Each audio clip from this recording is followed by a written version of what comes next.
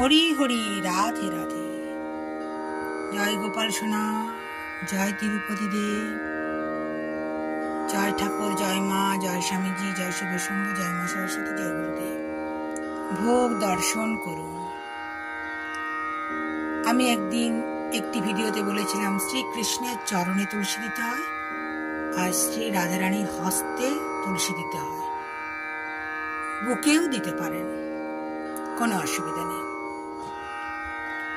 Hari বল, Hari বল, Hari বল, Hari বল, Radhe বল, Radhe বল, Radhe বল, Radhe বল।